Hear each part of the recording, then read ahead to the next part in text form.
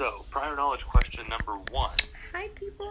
The image below, which if you can't see it, look at my screen, please. I have to get my makeup The image out, below shows but small ripples or I'm in, waves my last moving class, through water in so a it's pond. complicated. Highlight the description below that you think describes the motion of the waves most accurately.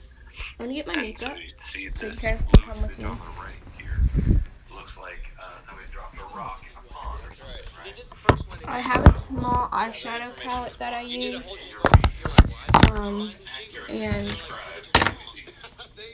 by CoverGirl. This is what it looks like. It's quite cute. It has like all sorts of colors and stuff, natural colors, and then I have my brushes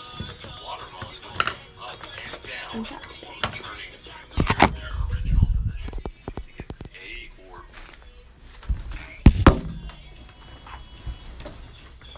Anybody else agree with A or disagree with A? This goes a lot faster if you B. interact with me some. I think B. You think B. Alright, so why do you think A? Right.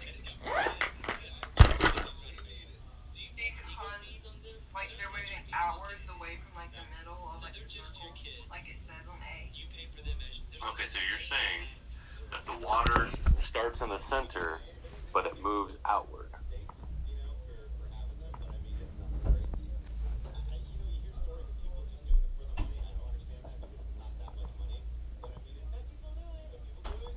Spot. And the correct answer is B.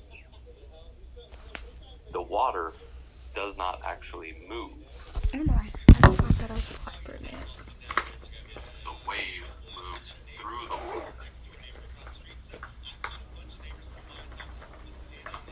That's like, because what we have to understand and why I did this whole thing on waves right now is wave properties being one of the focus areas that people are struggling on right now. This would also say then that as I'm talking to you, which is producing a wave through the air, that the air is moving from ginger lime chapstick. But I'm not blowing air on you.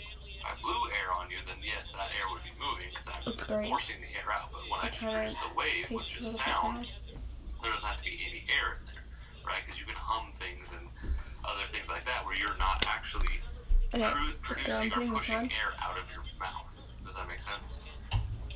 And one thing we learn and we'll know about waves is they all share similar properties, even if you change what you're dealing with. So water versus air, these things like that, it doesn't matter. The waves still act the same way. So the waves have high points and low points. We call the highs crests and the lows troughs. And the wavelength, or the length of a wave, is the distance between crest 1 and crest 2, trough 1 and trough 2. There you go. And I know this image on my screen only shows 2 crests and 1 trough, but it's from crest to crest, or trough to trough. It's just the distance it takes for that wave to be back in the same position. I go in with this brush, and I kind of like fill in the bad parts, as well as with this brush as well. My pimples and stuff, I cover it with this brush. So again, crests are the tops, troughs are the bottoms. I don't think you can actually label that on this image because we're not able to do that.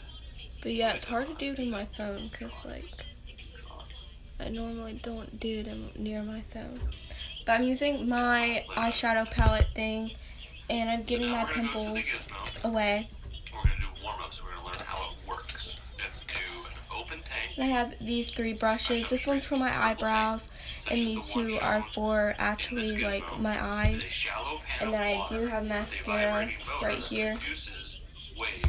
And I have my chapstick, and I use Burt's Bees Ginger Ale chapstick. Not ginger ale, ginger lime. But Ripple tanks yes. are particularly useful because many properties of water waves are shared by other kinds of waves that may be harder to see.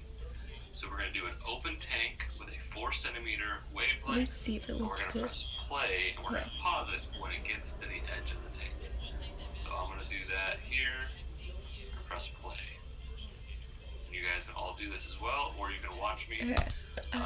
Okay, so now I use my eyebrow pen, and I take like one of my dark colors, and I fill my eyebrows in, even though they're filled in quite decent, but I'm still doing them. If you weren't aware, with the wave tank at the top right, you have that little camera button. If you click on that, it'll actually take a screenshot of the wave tank that you can then paste into the checkpoint, rather than trying to draw it yourself.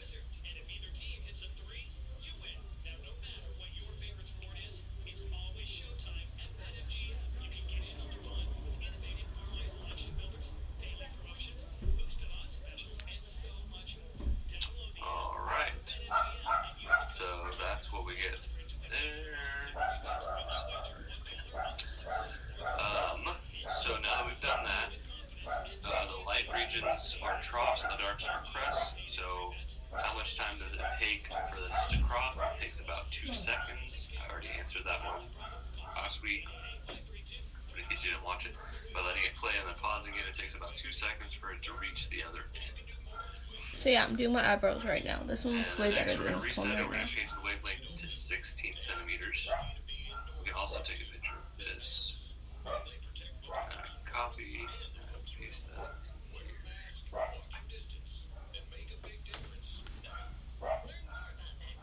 Oh. Yeah. Let's see that on this.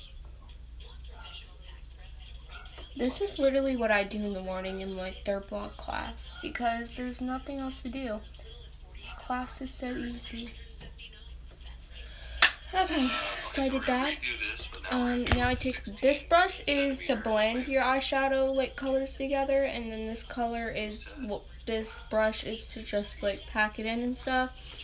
And the crests and things like that. So that it takes for the wave to reach the other end.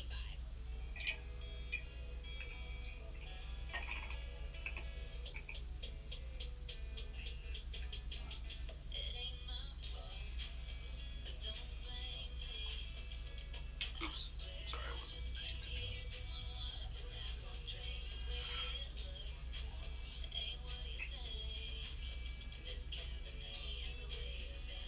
I'm trying to re-update roll.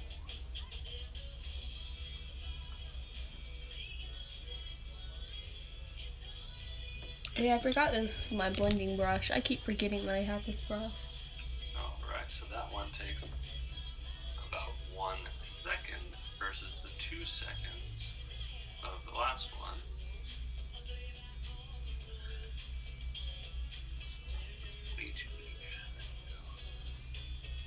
So that's this eye, and it's really like natural color. So now I've got both of them showing on my screen.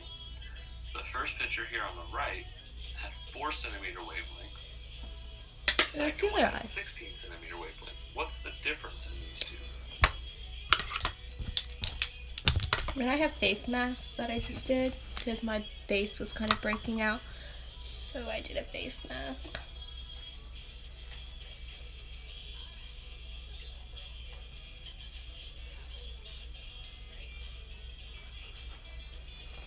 Maybe I have confetti's on here.